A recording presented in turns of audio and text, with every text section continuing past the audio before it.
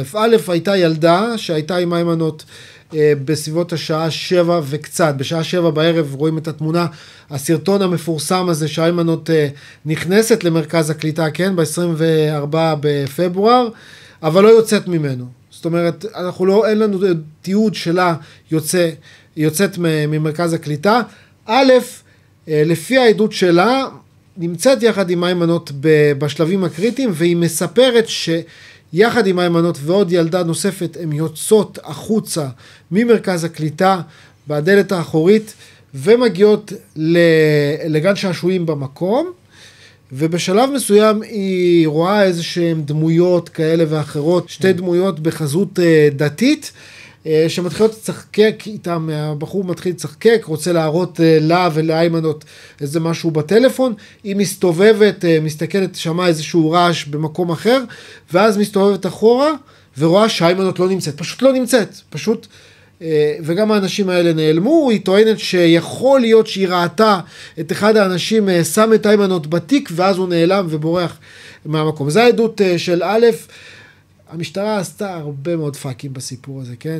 היא חוקרת את הילדה הזאת, מבועלת לגמרי, לוקחת אותה מבית הספר ומהמקום שבו היא נמצאת, בלי אישור ההורים. דורון, צריך לקבל אישור של ההורים כדי לחקור את האנשים. כמובן שהעובדת סוציאלית צריך חוקרת נוער. הם לא עושים את הדברים האלה, פשוט חוקרים אותה ככה, מבהילים אותה. היא נסגרת לגמרי, הילדה הזאת באמת באמת מסכנה. גם המשפחה מאוד מאוד זוהמת על הסיפור הזה, מאוד זוהמת. אבל בסופו של דבר, מאז הילדה פשוט לא משתפת פעולה בתיק הזה. העדות הזאת נשארת ככה. אז בהמשך למה שאמרת, שיש את העדות שלה, אנחנו כן יכולים לסרטט איזשהו מקום או מיקום שממנו כנראה שהיימנוט הייתה בפעם האחרונה. תכף נגיע גם למצלמות שאתה חשפת, שזה באמת סיפור נדיר, אבל כן, הסיפור הזה של הילדה נעלמת מהמקום הזה. זה סיפור מטורף. וגם יש לנו את העדות של יומיים לפני ההיעלמות. העדות של הילדה הקודמת, היא מספרת שהיא יצאה מחוץ למרכז הקליטה, ואז הגיע רכב כחול, אפרופו הרכב הזה שלא צבוע, תחלת, ויצא משם איזשהו חשוד, וניסה לפתות אותן להגיע יחד איתו לרכב, ואז הם נבלו, הלכו לשומר, והוא ברח מהמקום. זאת אומרת, רכב תחלת חוזר במוטיב הזה, מבחינה הזאת. לכן, הרכב תחלת הזה שאנחנו דיברנו עליו, הוא מאוד חשוד בסיפור הזה, לא נמצא תימוכין לסיפור הזה. המשטרה לא מצאה שום דבר. לא נמצא תימוכין, כי יש לך משטרה שכל דבר היא אומרת לך, נבדק, נשלל תקין. אתה היית בקשר עם המשטרה. והוכחנו כמה לא נבדק וכמה לא נשלל. בוא ספר לי מה היה עם המשטרה. מה היה לך עם המשטרה? תשמע, המשטרה כל אינפוט שהיינו מעבירים, ישר נבדק, נשלל תקין. בוא ספר לי מה הייתה האינטראקציה שלך עם המשטרה מהבחינה הזאת. למה המשטרה פנתה אליך? למה רצת את העזרה שלך? בוא תתחיל מההתחלה. אז בעצם אני הגעתי לחיפושים כמו מתנדבים רגילים. יש לי יחידת ביטחון אצלנו בעיר. ומהקטע שזה היה גם לבוא לתרום בגזרה אחרת וגם ללמוד מזה. תשמע, אנחנו פה באזור המרכז, זה לאו דווקא אירועי נהדרים כמו שיש שם. זה הזדמנות לעבוד עם משטרה אחרת, באזור אחר, אזור מיוער, אזור שהוא הרבה יותר מוזנח. דיברנו על זה שבצפת לא בעיה שם להעלים אנשים. ובאנו באמת בקטע של גם ללמוד וגם לתרום מעצמנו, מהניסיון שלנו.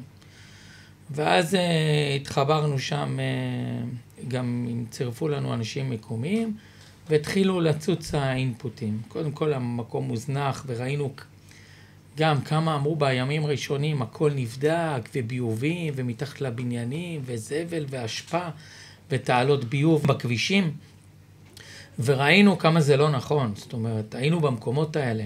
אז אני אומר, אם היית בודק שם מתחת לבניין, אוקיי, או באיזושהי תעלת ביוב, או לקראת איפה שמגיעים שם למזבלה העירונית, אם היית בודק את המקומות האלה, מה, לא היית מנקה אותם?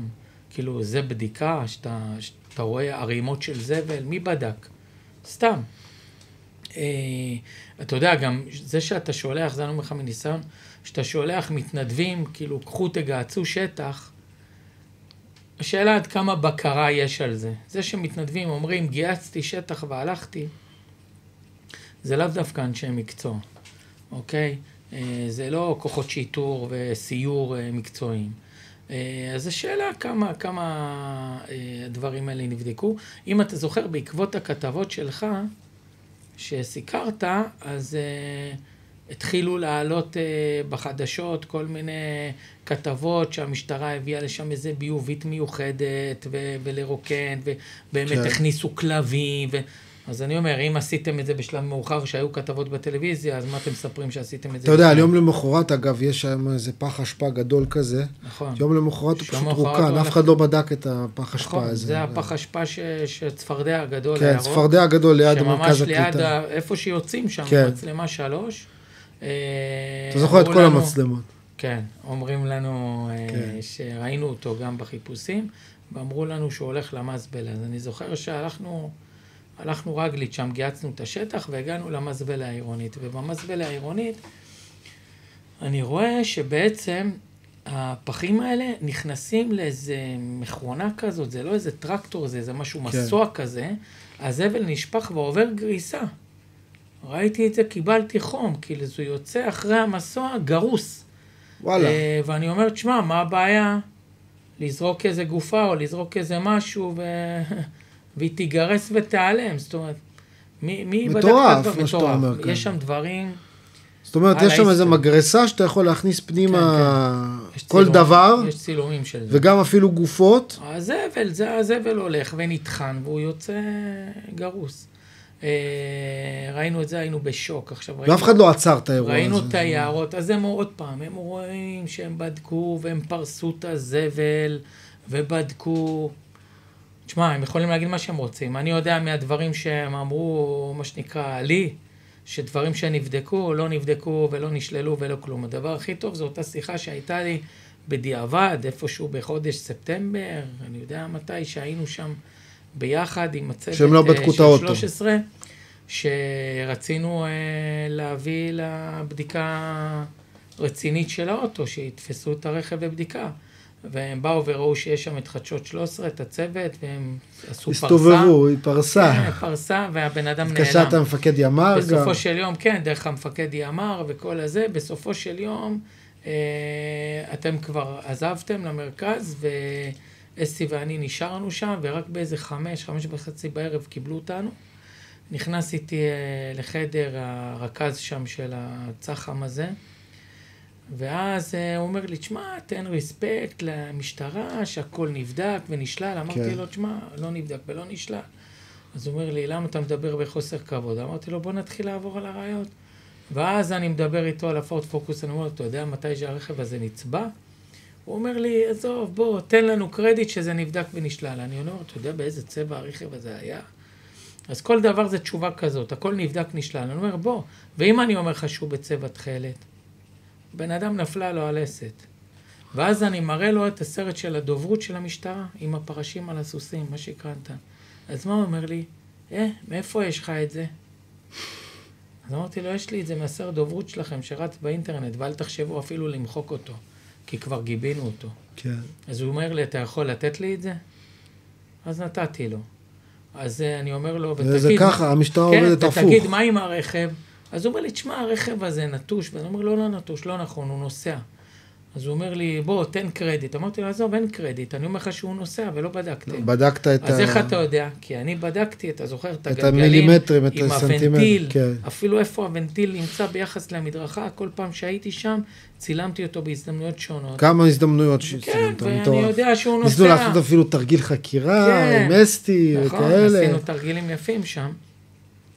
והרכב הזה נוסע, ואז אני מוכיח לאותו שוטר שם ביל"פ שהרכב נוסע. אז מה אומר לי? אתה יכול להעביר לי את התמונה? אז העברתי לו את התמונה.